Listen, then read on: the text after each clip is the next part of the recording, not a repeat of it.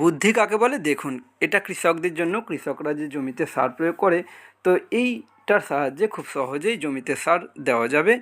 দেখুন কি সুন্দর। এরপর দেখুন, এটা দূরত্ব মাপার জন্য বা জমিতে সমান দূরত্বে কোনো গাছ বোনার জন্য এইটি কিন্তু খুব ভালো। তারপর দেখুন, মাল বোঝাই বস্তাকে এক জায়গা থেকে অন্য জায়গায় বহন করে নিয়ে যাওয়ার জন্য খুব সহজেই এই বুদ্ধি প্রয়োগ করে কিন্তু খুব সহজে এক জায়গা থেকে অন্য জায়গায় বহন করে নিয়ে যাওয়া যাবে। এরকম বুদ্ধি আপনারা কখনো দেখেছেন না জানি না।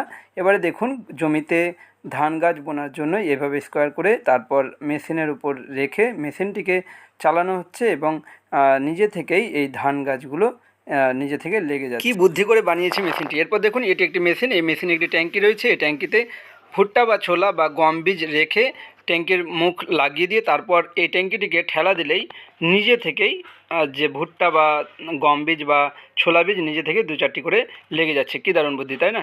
এবারে দেখুন কী সুন্দরভাবে ছবিটি আঁকা হয়েছে এবং চুল আঁকা হয়েছে ফুলের কাছ দিয়ে। কী চমৎকার সুন্দর, তাই না? ভিডিওটি কেমন লাগলো অবশ্যই কমেন্টে জানাতে ভুলবে না।